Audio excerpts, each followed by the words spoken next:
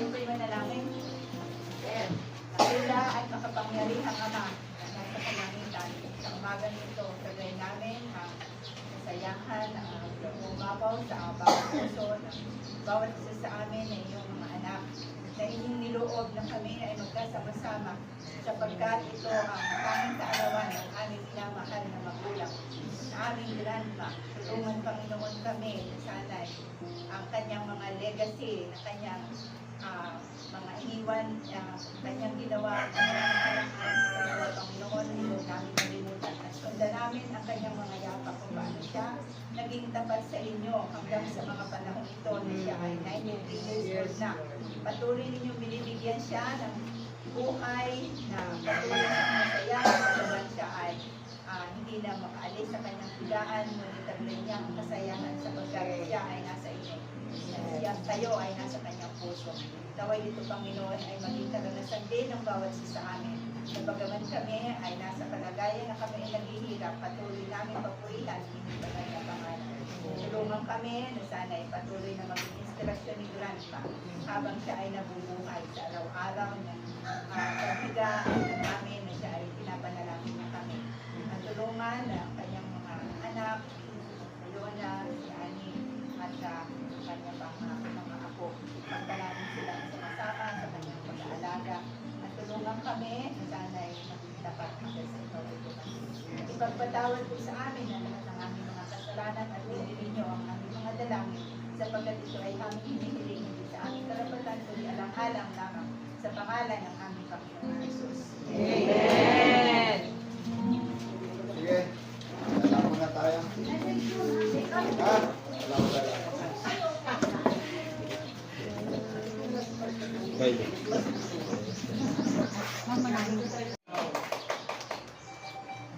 Samahan ito, bago natin marinig ang message galing sa Panginoon sa magitan ni Nanay Lilian, tayo po bibigyan ng kaburing awit sa magpangunguna ni Sister Karen at ito kasama.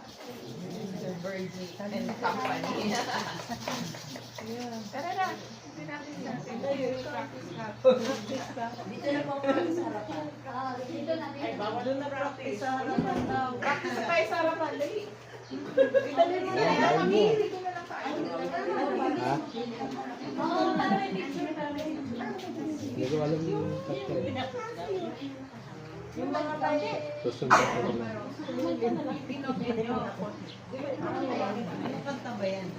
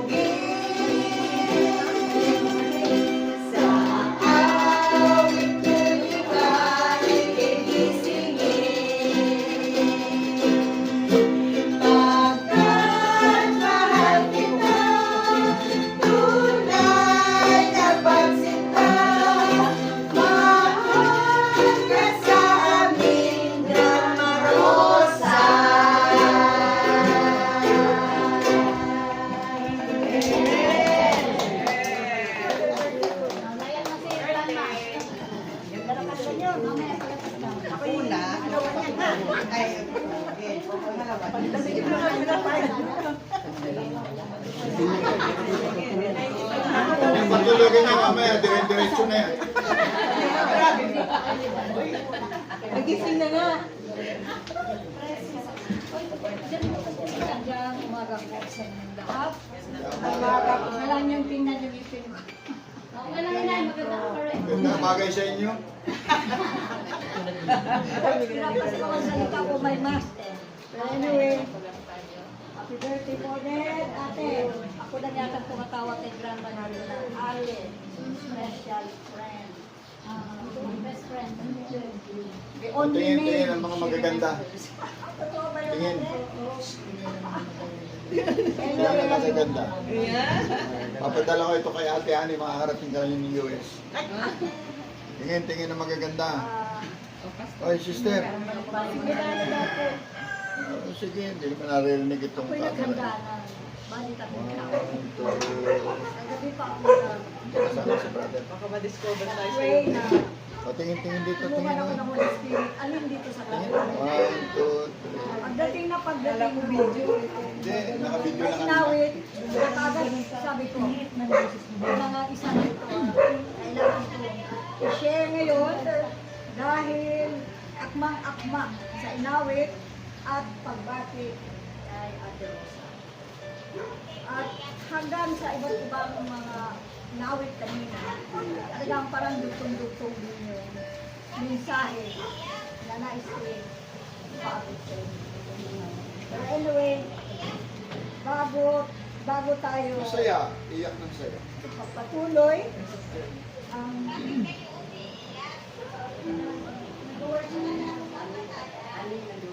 yung ating text ay galing sa Revelation 22:20. He who testifies to these things says, surely I am coming quickly. Amen. Even so, come Lord Jesus. Revelation 20:20. At mula dito sa mensahe galing kay Isaiah chapter 25 verse 9. Sabi naman dito, at sasabihin sa araw na iyon, ito'y ating Diyos, hinantay natin siya at iligtas niya tayo. Ito ang Panginoon, ating hinintay siya, tayo'y matuwa at magalak sa kanyang pagliligtas. So, itong maikling mensahe na ito ay pinamagatang the speed of practicing. The world has long been anticipating the return of Jesus Christ. Nations have risen and fallen. World wars have started and finished. Natural disasters have devastated entire populations. Yet cities are rebuilt and life goes on. It's been more than 2,000 years since the birth of Jesus, and many are wondering, will he come at all? How can we dare say that he is coming soon? The Apostle Peter writes, "Oh, beloved, do not forget this one thing, that with the Lord 1 day is 1,000 years, and 1,000 years as 1 day. The Lord is not slack concerning his promise, as some count slackness, but is long-suffering toward us, not willing that any should perish, but that all should come to repentance." Unquote. 2 Peter 3, verses 8 and 9. We are called to be ready at the Rosa for whenever the Lord comes. Yet, despite the assurance, many will be surprised by his coming. Quoted from Matthew 24:38 and 39, as in the days before the flood, they were eating and drinking, marrying and giving in marriage, until the day that Noah turned the ark, and did not know until the flood came and took them all away. So also will the coming of the Son of Man be. We know better. According to Paul, his letter to the first letter to the Thessalonians, chapter 5, verse 4. You, brethren, are not in darkness, so that this day should overtake you as a thief. Unquote. The book of Revelation has given us a clear picture of events, signaling the soon return of Christ. The prophecies are coming to their fulfillment in this generation. These signs are likened to painful birth contractions. 1 Thessalonians 5:3. Such pangs come suddenly, unexpectedly, and with great intensity, and before you know it, the child has arrived. But every mother will also testify to the eager, joyful anticipation of their coming child, even though she can never be sure exactly when. All signs today point to the imminent return of Christ. Ate, is your heart longing to be with Him? Lahat ba tayo? Yes. Sa Kanya? Jesus is coming soon. Lahat tayo? Jesus is coming soon. Amen. Are you ready? Are you ready? Yes. Amen. Sa ating maikling mensahe ng umaga, dahil kung paunin natin ito, hindi lang sa mga hapon ito, sa lahat ng sandali ng ating mga buhay sapagkat kitang-kita natin, dinig na dinig natin, nababasa natin na ang prophecy ay isa-isa nagaganap. At ang sinakamatindi ngayon na nangyari ay ang recent earthquake sa Myanmar at sa Thailand. At nawa yung 4 na Pilipino na pinray na hindi pa nakita ay nakita. Pero anyway, ganun. Unexpected ang mga pangyayari. Kaya kailangan talaga na every second ng ating buhay, kailangan tayong handa na umarap sa ating nawa. Bilang sa mga hapon ito, sabi ko, sa bawat saglis ng ating mga buhay, ating ihanda ating mga sarili sa pamamagitan ng pakikipag-usap tayo sa ating Panginoon. Kahit gaano tayo ka-abala, sa dami ng ating mga ginagawa, iniisip, mga karanasan. Dapat at the back of our head, alam natin, darating si Jesus anytime. Ano man ang mangyayari, pagdilat ng ating mata, siya yung ating mata. Amen. Amen. Ating pong closing song, Go like, hindi ko pa nag-closing, sorry. sila ka kanta. Ang testimony.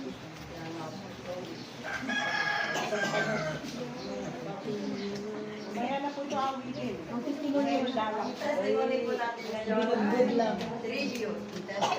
Tribute. Nandito lang habang hotel ay si Fred Sardinia. Si Sister Virgie Sandoval, ang kapitbahay.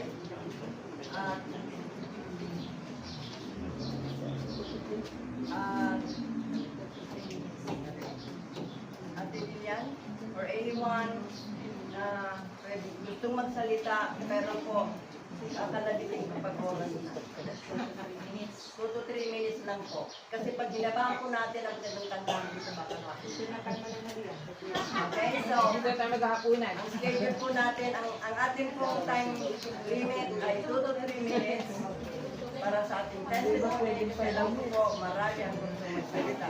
Salamat, magpatutuo sa pagkira ng Diyos na ginawa sa atin sa magitan through our grandma. Ating So let's start from the oldest. Lilian. Ngayon po ay tatanggapin natin ang ating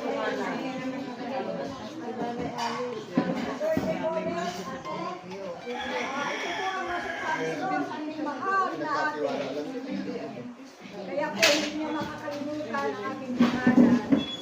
Pagkat muling araw makalakad si ate, sinusundo ko siya dito o kaya natawag sa akin na sa magkikita tayo nanay ha. Alam niyo kung saan kami pumupunta. Saan ate? Anong pangalan? Anong pangalan ko Anong pangalan ko te? ang alam ko, Kenny Roger. O nanay Restaurant Landers. French Baker. French Baker. Kasi yung house salad ng French Baker. French Baker. At kung mawala si ate dito, hindi alam ni Doktora. Basta mawala sa bahay, ako kagad ang tinatawagan. Pagkain ng Doktora, Kalawit alam ka kamatayan niya. Anong alam ni Doktora? Pag wala Nanay Liliana.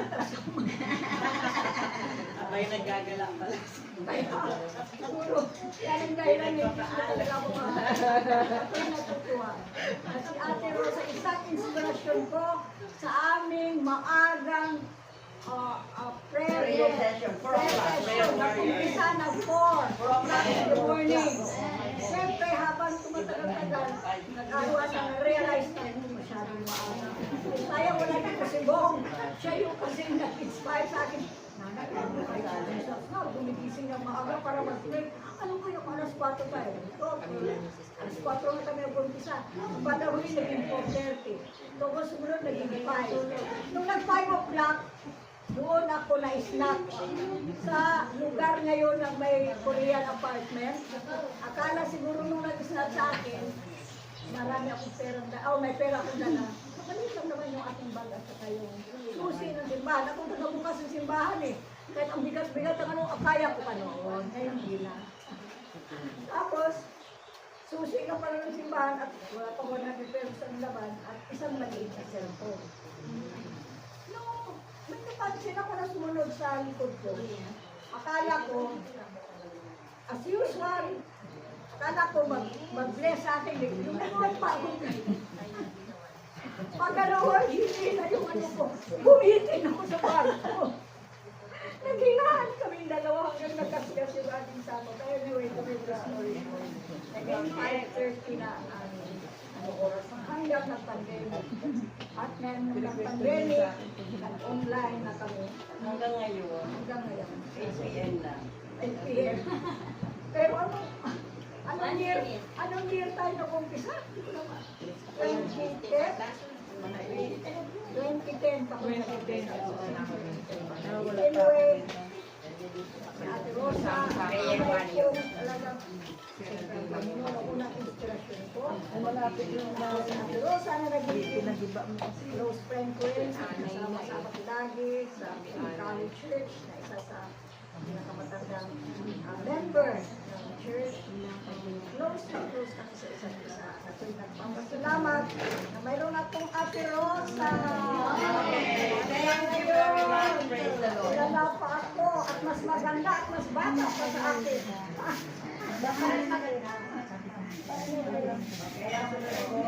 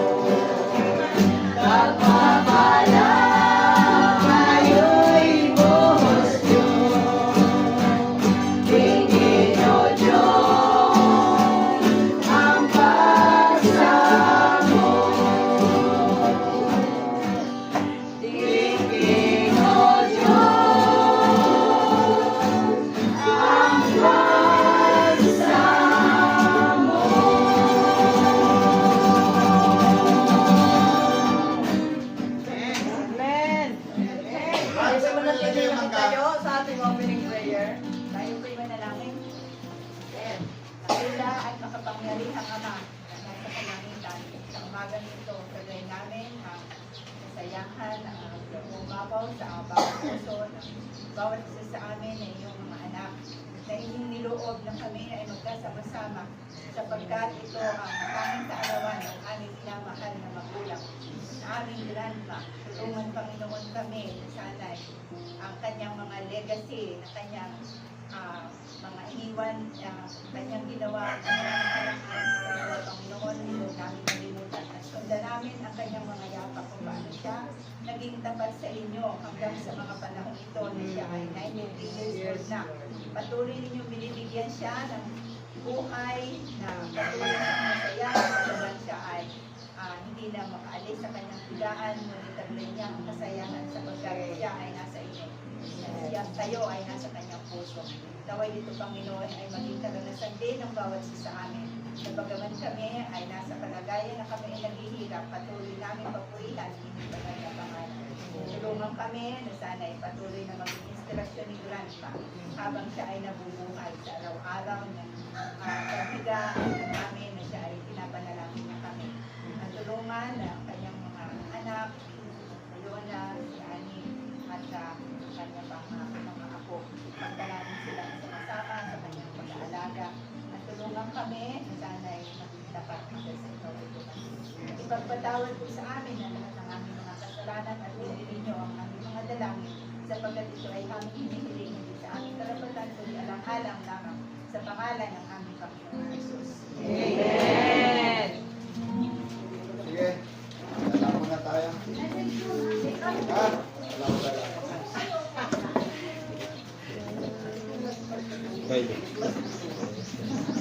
Alam mo na lang.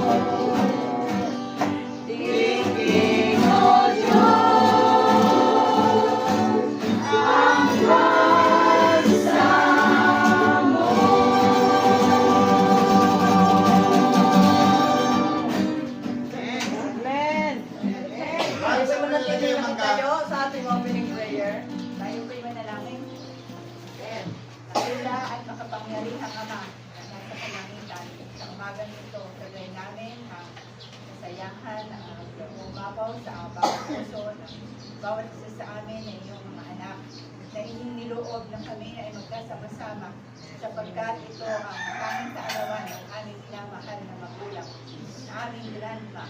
Tulungan Panginoon kami na sana'y ang kanyang mga legacy, na kanyang mga iniwan, kanyang ginawa sa mga nakaraan sa Panginoon, hindi namin malimutan. At sundan namin ang kanyang mga yapak kung paano siya naging tapat sa inyo hanggang sa mga panahon ito na siya ay 93 years old na. Patuloy ninyong binibigyan siya ng buhay na patuloy siyang masaya, at siya ay hindi na makaalis sa kanyang higaan, ngunit taglay niya ang kasayahan sapagkat siya ay nasa inyo. Siya tayo ay nasa kanyang puso. Naway dito, Panginoon, ay maging karanasan din ng bawat isa sa amin. Napagaman kami ay nasa kalagayan na kami ay naghihirap, patuloy namin papurihan, hindi ba na pangalan. Tulungan kami na sana ay patuloy na maging inspirasyon ni Grandpa habang siya ay nabubuhay sa araw-araw na paghigaan namin na siya ay pinapanalangin niya kami. At tulungan ang kanyang mga anak, Leona, si Ani, at kanyang mga apo. Pagdalamin sila sama-sama sa kanyang pag-aalaga. At tulungan kami na sana ay maging tapat hanggang sa ikaw ay dumating. Ipagpatawad po sa amin ang lahat ng aming mga kasalanan at pinili niyo ang aming mga dalangin sapagkat ito ay aming hinihiling hindi sa aming karapatan kundi alang-alang lamang sa pangalan ng aming Panginoon Jesus. Amen! Sige, salamat muna tayo. Ha? Salamat tayo.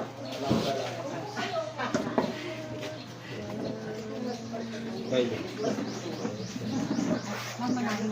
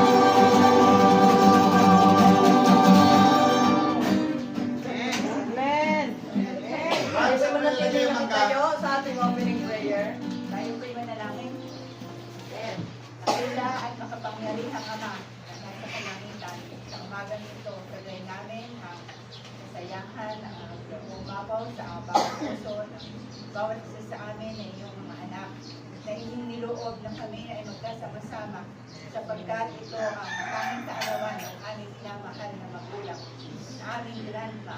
Tulungan Panginoon kami na sana'y ang kanyang mga legacy, na kanyang mga iniwan, kanyang ginawa sa mga nakaraan.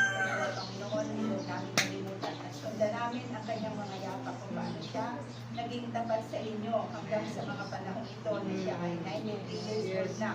Patuloy ninyong binibigyan siya ng buhay na patuloy siyang masaya hanggang siya ay hindi na makaalis sa kanyang higaan, ngunit taglay niya ang kasayahan sapagkat siya ay nasa inyo. Siya tayo ay nasa kanyang puso. Naway dito, Panginoon, ay maging karanasan din ng bawat isa sa amin. Na bagaman kami ay nasa kalagayan na kami ay naghihirap, patuloy namin papurihan hindi banal na pangalan. Tulungan kami na sana ay patuloy na maging inspirasyon ni Grandpa habang siya ay nabubuhay sa araw-araw na paghigaan namin na siya ay pinapanalangin niya kami. At tulungan na ang kanyang mga anak, Leona, si Ani, at kanyang mga apo. Pagdalamin sila sama-sama sa kanyang pag-aalaga. At tulungan kami na sana ay maging tapat hanggang sa ikaw ito. Ipagpatawad po sa amin ang lahat ng aming mga kasalanan at hinihiling niyo ang aming mga dalangin sapagkat ito ay aming hinihiling hindi sa aming karapatan kundi alang-alang lamang sa pangalan ng aming Panginoon Jesus. Amen! Sige, alam mo na tayo. Ha? Alam mo tayo.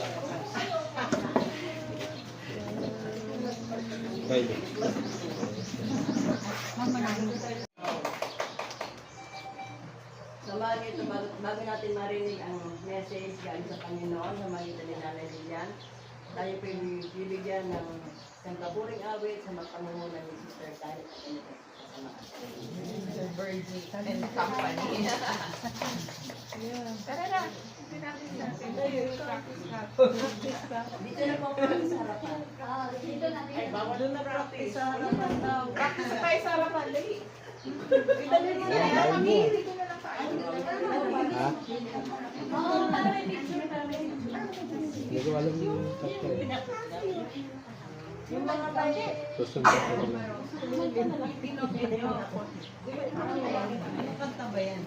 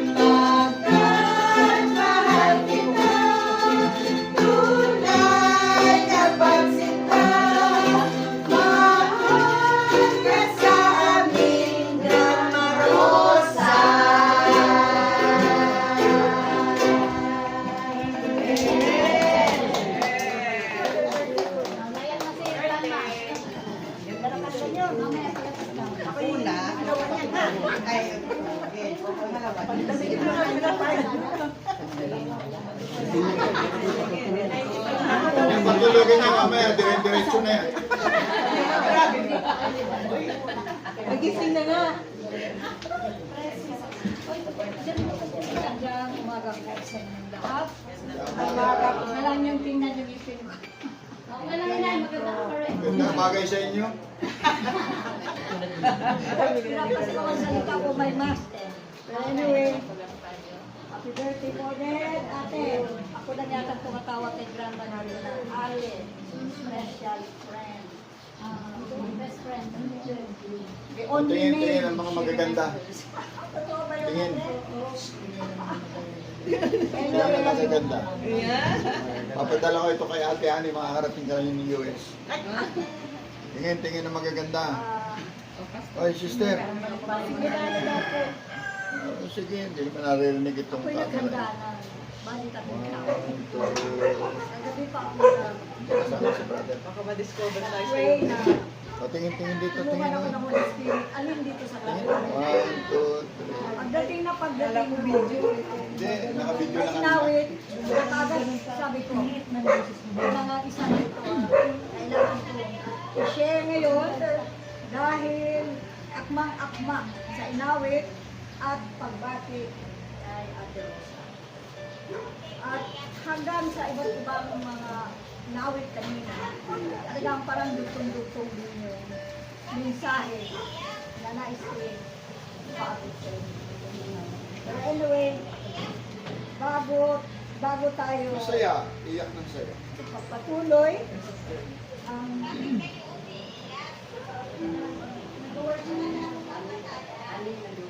yung ating text ay galing sa Revelation 20:20. He who testifies to these things says, surely I am coming quickly. Amen. Even so, come Lord Jesus. Revelation 20:20. At mula dito sa mensahe galing kay Isaiah, chapter 25 verse 9, sabi naman dito, at sasabihin sa araw na iyon, ito'y ating Diyos, hinantay natin siya at iligtas niya tayo. Ito ang Panginoon, ating hinintay siya, tayo'y matuwa at magalak sa kanyang pagliligtas. So, itong maikling mensahe na ito ay pinamagatang the speed of practicing. The world has long been anticipating the return of Jesus Christ. Nations have risen and fallen. World wars have started and finished. Natural disasters have devastated entire populations. Yet cities are rebuilt and life goes on. It's been more than 2,000 years since the birth of Jesus, and many are wondering, will he come at all? How can we dare say that he is coming soon? The Apostle Peter writes, "Oh, beloved, do not forget this one thing, that with the Lord 1 day is 1,000 years, and 1,000 years as 1 day. The Lord is not slack concerning his promise, as some count slackness, but is long-suffering toward us, not willing that any should perish, but that all should come to repentance." Unquote. 2 Peter 3, verses 8 and 9. We are called to be ready at the Rosa for whenever the Lord comes. Yet, despite the assurance, many will be surprised by his coming. Quoted from Matthew 24:38 and 39, as in the days before the flood, they were eating and drinking, marrying and giving in marriage, until the day that Noah turned the ark, and did not know until the flood came and took them all away. So also will the coming of the Son of Man be. We know better. According to Paul, his letter to the first letter to the Thessalonians, chapter 5, verse 4. You, brethren, are not in darkness, so that this day should overtake you as a thief. Unquote. The book of Revelation has given us a clear picture of events, signaling the soon return of Christ.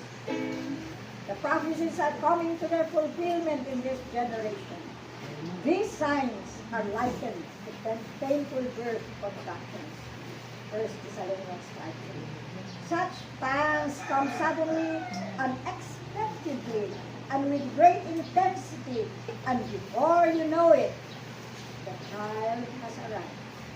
But every mother will also testify to the eager joyful anticipation of their coming child, even though she can never be sure exactly when. All signs today point to the imminent return of Christ. Ate, is your heart longing to be with Him? Lahat ba tayo? Yes. Sa Kanya? Jesus is coming soon. Lahat tayo? Jesus is coming soon. Are you ready? Are you ready? Yes. Amen. Sa ating maikling mensahe ng umaga, nais kong paunin natin ito, hindi lang sa mga hapon ito, sa lahat ng sandali ng ating mga buhay, sapagkat kitang-kita natin, dinig na dinig natin, nababasa natin na ang prophecy ay isa-isa nagaganap. At ang sinakamatindi ngayon na nangyari ay ang recent earthquake sa Myanmar at sa Thailand. At nawa yung 4 na Pilipino na pinay na hindi pa nakita ay nakita. Anyway, ganun. Unexpected ang mga pangyayari. Kaya kailangan talaga na every second ng ating buhay, kailangan tayong handa na umarap sa ating nawa. Bilang sa mga hapon ito, sabi ko, sa bawat saglit ng ating mga buhay, ating ihanda ating mga sarili sa pamamagitan ng pag-usap tayo sa ating Panginoon. Kahit gaano tayo kaabala, sa dami ng ating mga ginagawa, iniisip, mga karanasan. Dapat at the back of our head, alam natin, darating si Jesus anytime. Ano man ang mangyayari, pagdilat ng ating mata, siya yung ating mata. Amen. Ating pong closing song. Go like, ano ba tayo closing song? Wala ka kanta. Ang testimony.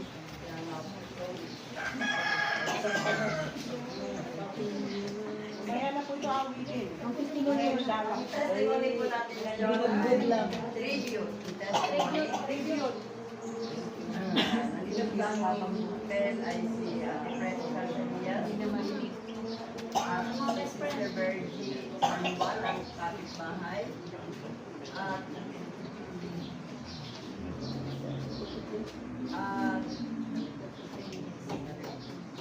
Ate Lilian, or anyone na gustong magsalita, pero po, akalabitin kapag oras na. 2 to 3 minutes lang po. Kasi pag ginabahan po natin ang ganung kandang dito makakapit.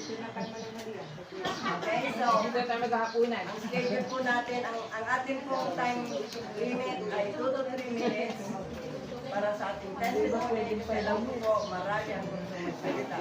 Salamat, magpatutuo sa kapitiyan ng Diyos na ginawa sa atin sa magitan through our grandma. So let's start from the oldest. Lilian? Ngayon po ay tatanggalin natin ang katutuhanan.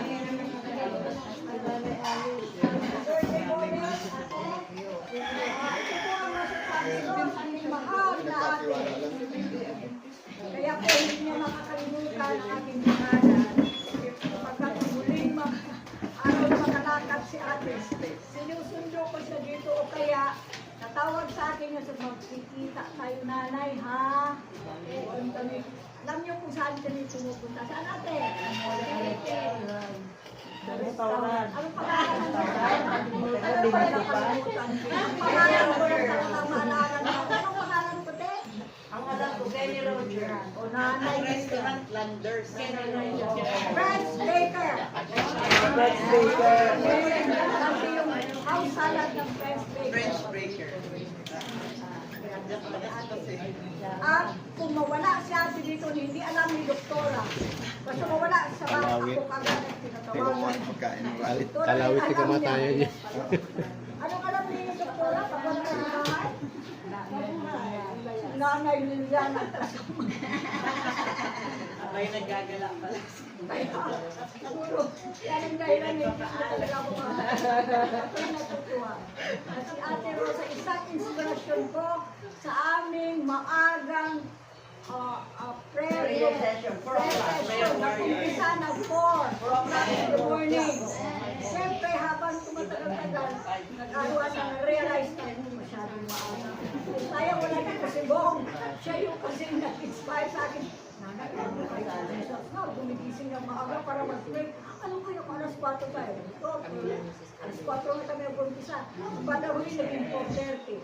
Tapos sumunod naging 5. Nung nag 5 o'clock, doon ako na-snack sa lugar ngayon na may Korean apartment. Akala siguro nung nag-snack sa akin, marami akong pera, may pera akong dala. Maliit lang naman yung ating bag at saka yung susi ng simbahan. Ako nagbukas ng simbahan eh. Kahit ang bigat-bigat ang ano, kaya ko pa noon. Ngayon hindi na. Tapos, susi ka pala ng simbahan at wala pa 100 pesos ang laban at isang maliit na cellphone. No, may napansin ako na sumunod sa likod ko. Akala ko, as usual, akala ko mag-bless sa akin. Yung nanood pa ako. Pagkalawa, hindi na yung ano ko. Bumitin ako sa barko. Naghingahan kami dalawa hanggang nagkasgas yung ating sako. Kaya anyway, kami sa story. Naging 5:30 na ang oras. Hanggang nag-pandemic. At ngayon nag-pandemic, nag-online na kami. Hanggang ngayon, Hanggang ngayon. 8 p.m. na. 8 p.m. Pero anong year tayo nag-umpisa? 2010 pa kami nag-umpisa. Anyway, Ate Rosa, talagang unang inspirasyon ko. Malapit yung Ate Rosa na naging close friend ko rin. Sama-sama ko lagi sa college church na isa sa pinakamatandang member ng church. Close kami sa isa't isa. At ako'y nagpapasalamat na mayroon akong Ate Rosa. Kaya ngayon, kilala pa ako at mas maganda at mas bata pa sa akin. Dahil